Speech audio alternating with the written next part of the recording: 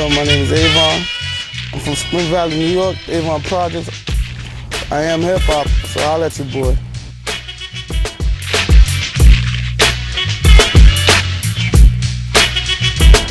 Hey, my name is Inkwell. I represent DC, Silver Spring, Maryland. I'm a rapper, better yet musician, and I am hip-hop.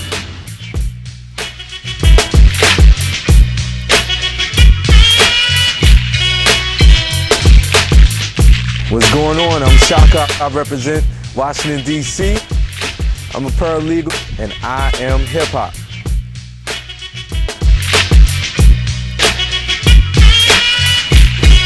My name is Sharon White. I'm a filmmaker, artist, dancer, singer, and choreographer from Washington, D.C. I'm originally from Chicago, Illinois, and I am hip-hop. Today we're attacking a very special issue on the Great Hip Hop Debate, an issue that seems to be a cancer in the hip-hop industry: violence. When hip-hop was stepping out in the late 70s, it was about escaping life for a while and getting down. Kool Herc and Afrika Bambaataa were some of the first DJs to rock the party in the South Bronx. Soon after, hip-hop evolved into a way for people to speak their minds, letting the rest know the deal. The topic of the day was about life on the streets. In 1982, Grandmaster Flash and the Furious Five let people know what was really going on, what people were seeing on the streets every day: violence, drugs, destruction of their communities. It was enough to make any man lose it, and hence the message was a track that let us all hang out. It got the word out and let America know and see what was really happening. Hip-hop had become more than just party music. It became the voice of the underprivileged. Then it changed. Something changed. Bust a move turned into busting caps. Poppin' and lockin' turned into poppin' brothers. We even heard about toting gat strapped with infrared beams. Shoot 'em up and give me the loot. The more the better. Shooting in clubs became rampant. People jacking each other for more than just beats. Tupac and Biggie both killed. Violence in hip-hop wasn't just expected. It was here to stay. In the past 12 months, violence in hip-hop has grown bigger than advertised. Busta Rhymes' bodyguard shot and killed on a video shoot. T.I.'s confidant, Violent Johnson, killed while touring in Cincinnati. Proof of D12 killed in a Detroit night spot. And Screwed Up Click member Big Hawk killed in Houston, Texas. And sadly, the list goes on and on and on. Even though times have changed and hip-hop has evolved, Rashaka, has violence in the game gone too far? It went too far 10 years ago. I mean, Tupac and Biggie, both killed 10 years ago. We wouldn't even have those other people on the list if people had taken, their advice back then. And I remember when they were killed, and everyone said, you know what? That's it. Now hip-hop's not going to be violent anymore. This is the bell that's tolled for the violence in hip-hop. The turning point, yeah. Right. And it still hasn't changed. Right. That being said, these are bodyguards, crews, people getting killed besides those first two rappers. So you got to think, all right, well, they're bringing that violence with them on tour into a nightclub or whatever. Without hip-hop, it might have happened anyway. Right. So you got to balance the two and say, all right, what's the blame? Okay. Yeah, I don't think there is a blame. Like, hip-hop is not the cause of violence.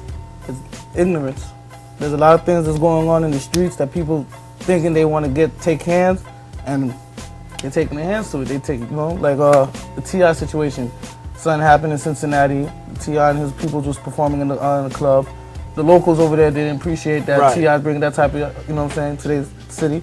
So confrontation. That wasn't hip-hop. That was just ignorance. Right. You know what I'm saying? So I'm not going to say it's hip-hop that's bringing, drama or violence to the community, because it's always been there. Right. Yeah, I just think in a minute way, hip-hop kind of perpetuates violence based on basically what you said as it relates to some of the crews that are coming to some of these shows to see a hip-hop artist perform. Right. And when you have a level of ignorance, or you already have that violent component that had nothing to do with what you've been listening to, what you've been dancing to, basically it's just a product of some of the hip-hop concerts or the artists. It's the people that come to those shows that already have the propensity to be violent. I mean, I want to ask Inkwell, what happened? I mean, the history of hip-hop, as I spoke about just earlier, was about getting out of this violent environment, was an escape. That's what hip-hop was founded on.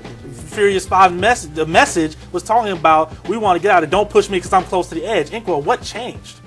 Well, I was listening to other panelists. I mean, it's a double-edged sword in a way, because violence, is in everyday life.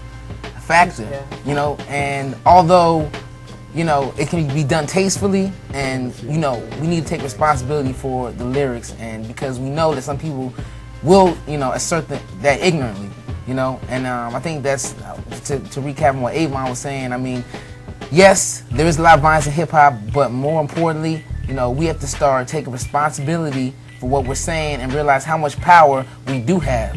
And I don't really know what happened. I mean, it's hip-hop evolved, and the important thing is that the other rappers come out. Economic implications, I believe, a lot of it, you know, with some of these big production companies that are putting out these hip-hop artists, you know, when they saw certain things happening in the words and the tones, the violence that was perpetuated in the music, and girls scantily dressed and that kind of thing, it was actually selling records. Right. So there was a financial implication there that happened, that they saw, wait a minute, you know, you're talking this soft rap versus the hardcore, you know what I'm saying? What's selling records? What's going to get my t-shirts sold? What are going to get my cap sold? What are going to get tickets sold? So there was a financial... I mean, is there anything wrong with these guys? When we talk about evolution, we're talking about from an art form, which is what you were describing before. Somebody speaking their mind, somebody speaking against, you know, corporate America or what have you. That's an art form. That's you know, expression. Yeah. But then it turned into a business.